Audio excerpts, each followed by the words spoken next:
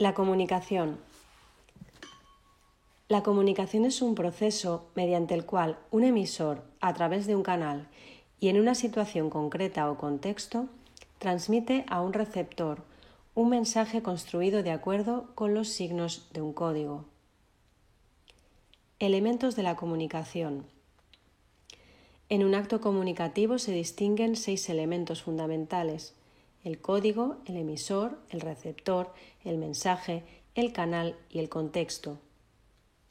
El código está formado por un conjunto de signos y de reglas que permiten construir mensajes. Cuanto mayor sea el número de sus unidades y cuanto más perfecto sea el código, mayor será el número de comunicados que pueda formar. Así, las lenguas, frente a otros procedimientos de comunicación, como por ejemplo el de las señales de tráfico, están capacitadas para transmitir un número prácticamente ilimitado de mensajes. El emisor y el receptor conocen los signos y las reglas de su código y gracias a este conocimiento son capaces de realizar las actividades de codificar y de descodificar. La codificación es la actividad que permite al emisor componer los mensajes que desea transmitir a partir de los signos y de las reglas de su código. La descodificación es la actividad efectuada por el receptor, que consiste en descifrar los mensajes que le llegan a través de sus sentidos hasta entender perfectamente su significado. Podemos diferenciar entre destinatario y receptor. El destinatario es la persona o grupo de personas a quienes dirige su mensaje el emisor. En cambio, el receptor es la persona o grupo de personas que realmente reciben y descodifican una comunicación. Por ejemplo, cuando alguien deja un mensaje en un contestador equivocado, el destinatario es la persona en quien pensaba el emisor del mensaje, pero el receptor es la persona que realmente recibe el mensaje. El mensaje es la emisión codificada por medio de la cual el emisor transmite al receptor aquello que desea comunicarle. La realidad a la que se refiere o de la que habla el mensaje es su referente. Para que haya comunicación es importante que el emisor y el receptor estén en línea, es decir, que exista contacto o conexión comunicativa. En los mensajes coloquiales suelen aparecer expresiones que sirven para abrir contacto. Hola, ¿puedo decirte algo? Para mantenerlo. ¿Me escuchas? De acuerdo. Vale. O para cerrarlo. Adiós. En la elaboración de un mensaje interviene de forma decisiva la intencionalidad del emisor. Por ejemplo, un mismo enunciado, tengo hambre, puede significar distintas cosas según sea su intención. Deseo comer o volvamos a casa. El canal es el soporte físico a través del cual se transmite el mensaje. El aire en las conversaciones, el papel en la escritura, el cable o las ondas electromagnéticas en las llamadas telefónicas, etc. El canal influye en la forma de un texto. Por ejemplo, no narramos una historia de igual manera cuando lo contamos de viva voz, canal oral, que cuando lo escribimos, canal escrito. El contexto puede ser inmediato o mediato. Es inmediato cuando se refiere a las circunstancias espaciotemporales concretas en las que se emite el mensaje, y a esto lo solemos llamar situación del discurso. El contexto inmediato de una noticia de periódico es la fecha, el lugar, la página que ocupa en la publicación. En cambio, el contexto mediato son las circunstancias históricas, sociales, culturales, en las que ese texto se ha producido y que de alguna manera lo condicionan.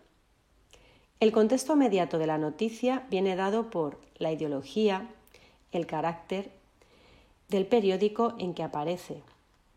El contexto nos ayuda a interpretar la intención del hablante.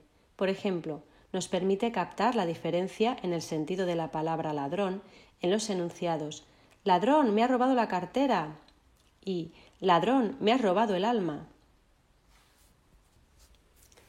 El contexto se relaciona mucho con la coherencia. La coherencia es la propiedad del texto que le da unidad y sentido y permite interpretarlo. Nace de las relaciones internas que se establecen entre sus partes, así como de su adecuación a la situación comunicativa. Código e intención comunicativa. Características del código lingüístico. El lenguaje es sin duda la creación más lograda del ser humano. Ningún otro producto de la cultura se le puede igualar en perfección, en posibilidades y en trascendencia social. Desde el punto de vista del código, las lenguas son procedimientos comunicativos de varios tipos. Orales y escritos. Aunque la escritura ha tenido una gran importancia en la historia del hombre, no hay que olvidar que las lenguas son un medio de comunicación oral. La escritura es un código sustitutivo. Primero aprendemos a hablar, más tarde trasvasamos nuestras comunicaciones a la escritura. Secuenciales y espaciales. Nuestros mensajes están integrados por elementos, sonidos, letras, palabras, enunciados, que se encadenan en secuencias. Esta secuencialidad es respetada también por la escritura. Sin embargo, algunos procedimientos de comunicación, como los mapas, gráficas, esquemas, se desarrollan en el espacio. La intención comunicativa. Un mismo mensaje lingüístico puede ser utilizado en el lenguaje para expresar diferentes sentidos. Por ejemplo, hace frío ofrece una información sobre el tiempo, una sugerencia para que cierren las ventanas, una queja ante la recepción del hotel o un consejo si un amigo sale a la calle poco abrigado.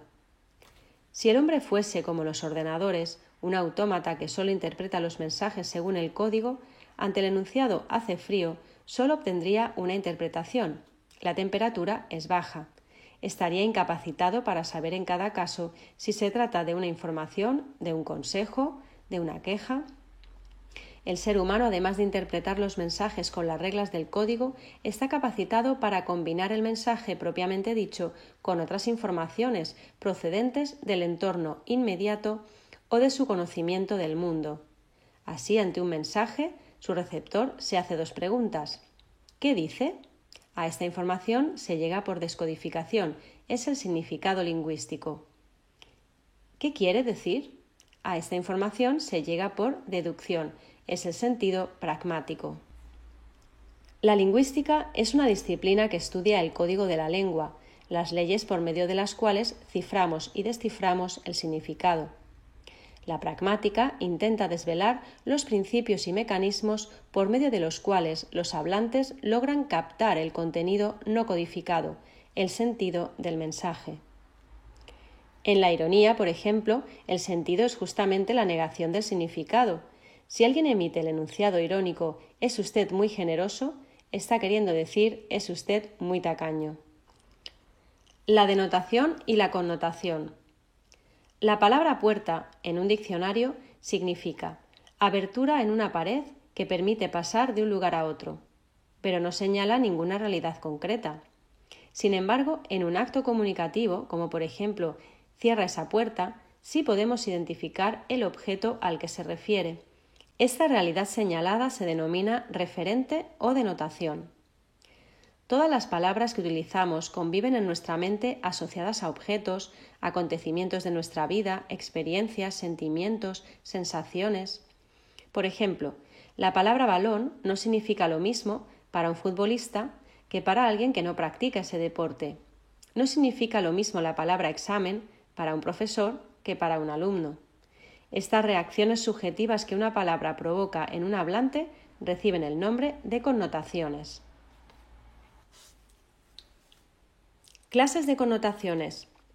Connotaciones lingüísticas. Asocian las palabras a un idioma, a un dialecto o a un nivel de la lengua. Por ejemplo, la palabra currículum se asocia al latín, entre aquellas personas que conozcan su origen.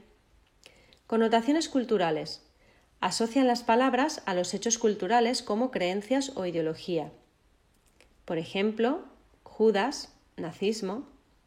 Un caso extremo de las connotaciones culturales son las palabras tabú, que son términos que la sociedad intenta evitar porque rechaza lo que significan. Es muy común considerar tabú las palabras relacionadas con el sexo o las necesidades fisiológicas.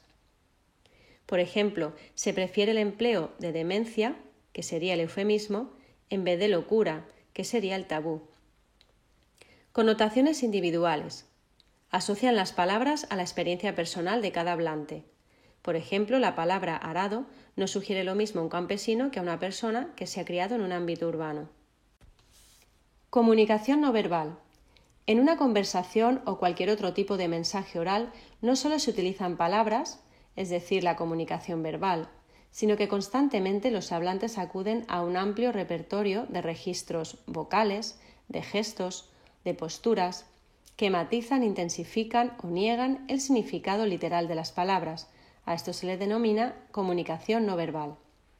La comunicación no verbal tiene una gran importancia en la comunicación humana y existen 3 clases: la paralingüística, la cinésica y la proxémica.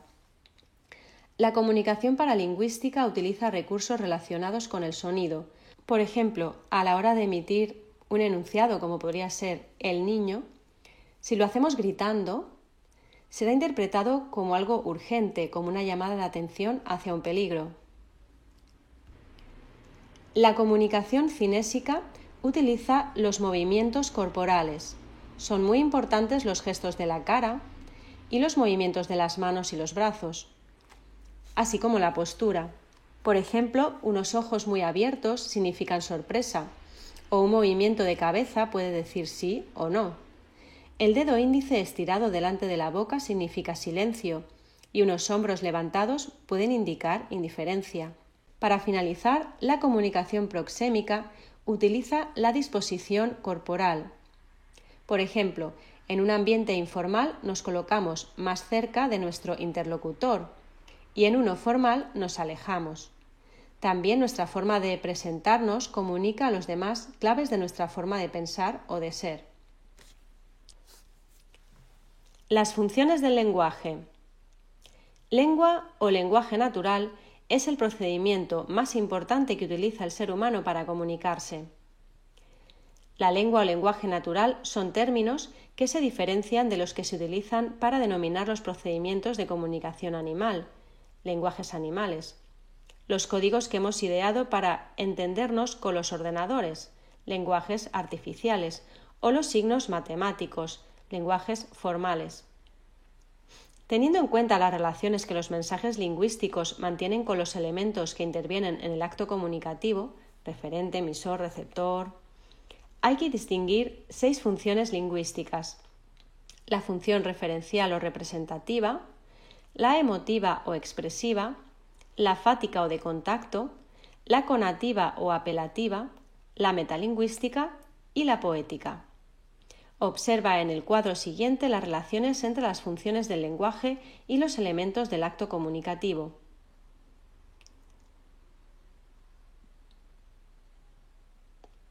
Función referencial o representativa. El emisor, mediante la función referencial o representativa, informa sobre un hecho objetivo, sin expresar sus sentimientos ni intentar provocar una reacción en el receptor. La función referencial manifiesta la relación que se establece entre el mensaje y su referente. En la oración, los bomberos sofocaron el fuego. Se transmite información sobre un hecho o acontecimiento. En la oración, la princesa está triste, se enuncia un estado. En aquellos alumnos maduraban lentamente, se hace referencia a un proceso. Pues bien, los acontecimientos, estados o procesos que describen estos mensajes son sus referentes. La función referencial es característica de los textos expositivos, descriptivos y narrativos. Función emotiva o expresiva. La función emotiva o expresiva se utiliza para la expresión de los sentimientos y vivencias. La función emotiva manifiesta la relación que existe entre el mensaje y el emisor. Se expresa especialmente con las interjecciones: ¡ay, Dios mío! ¡Viva! ¡Olé! ¡Estupendo! Es característica de los enunciados exclamativos y desiderativos. ¿Quién pudiera estar allí para verlo? Ojalá no llueva. La función emotiva predomina en los textos líricos, pues constituyen un vehículo a través del cual el emisor nos transmite sus vivencias y sentimientos. Una misma oración puede ser más o menos expresiva, según la carga de afectividad o emotividad que encierre. La secuencia «El cielo está azul», emitida por un parte meteorológico, posee solo función referencial, pero cuando esta misma oración aparece en un poema, alcanza un elevado nivel de emotividad. Función fática o de contacto. La función fática tiene como finalidad iniciar, mantener o romper el contacto entre el emisor y el receptor. La función fática relaciona el mensaje con el contacto entre el emisor y el receptor a través del canal. En una conversación es necesario iniciar el contacto con el interlocutor, mantenerlo y romperlo. La presencia de expresiones fáticas o de contacto es muy común en los textos coloquiales.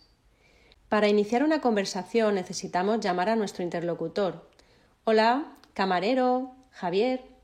El interlocutor suele aceptar el diálogo con fórmulas más o menos conocidas. ¿Sí? Diga. Usted dirá. ¿Qué? Si el nivel de confianza no es alto, solemos seguir con expresiones corteses. ¿Puedo hacerle una pregunta? ¿Me podría decir dónde queda la calle Mayor? A lo largo de las conversaciones solemos intercalar incisos de forma de preguntas o de imperativos con el fin de mantener el contacto, es decir, la atención o el acuerdo del oyente. ¿Me oyes? ¿Se entiende? ¿Me sigues? El que escucha suele emitir expresiones destinadas a mantener la conexión, haciendo saber al interlocutor que sigue y entiende lo que le transmite. Sí, vale, claro. Para mantener el contacto en la conversación, solemos ayudarnos de gestos de aprobación y seguimiento emitidos con la cabeza, con la mirada, etc. Por eso, cuando no vemos al interlocutor, como en las conversaciones telefónicas, las expresiones fáticas o de contacto son más necesarias y abundantes. Finalmente, existen asimismo fórmulas de cierre de la conversación. Bueno, de acuerdo, lo dicho, ya te llamo yo. Adiós. Función conativa o apelativa. Los enunciados en los que predomina la función conativa o apelativa pretenden influir de alguna manera en el receptor. Expresa la relación existente entre el mensaje y el receptor. Esta función aparece en las instrucciones, manuales de prácticas, libros de recetas o reglamentos. Apriete el tapón y gira a la izquierda. Se guarda el salpicón en la nevera y se sirve frío. Los aspirantes presentarán un breve currículum. También aparece en las peticiones o los ruegos. Atiende a tus amigos. ¿Me podría dejar un diccionario? O también en invitaciones. Te invito al cine. ¿Quieres un café? Y así también aparece en los consejos, las máximas y en muchos refranes. A quien madruga, Dios le ayuda. No dejes para mañana lo que puedas hacer hoy. A Dios rogando y con el mazo dando. Existen algunos géneros y tipos de textos de clara orientación conativa, entre ellos la publicidad, la propaganda y los textos argumentativos. Función metalingüística. La función metalingüística permite que las lenguas se refieran a sí mismas y se utiliza para hablar de la lengua. En la expresión Pedro tiene frío, la palabra Pedro posee función referencial, hace referencia a un ser de la realidad. Por el contrario, en Pedro tiene 2 sílabas, el hablante se refiere a la palabra Pedro. La función metalingüística expresa la relación que puede existir entre el mensaje y el código al que pertenece la expresión referida. Es propia de los textos lingüísticos. Sin ella no podrían existir la gramática o los diccionarios. Todas las expresiones con función metalingüística han de estar diferenciadas en la escritura del resto de las palabras por algún medio. O las ponemos entre comillas, o en cursiva, o subrayadas. Mamá tiene 2 sílabas. Entrecomillamos mamá. La oración subordinada, que es tarde, depende del verbo saben. Tenemos que poner en cursiva que es tarde y saben. La preposición sobre indica lugar. Podemos ponerla subrayada, entre comillas o en cursiva. Y para acabar, la función poética.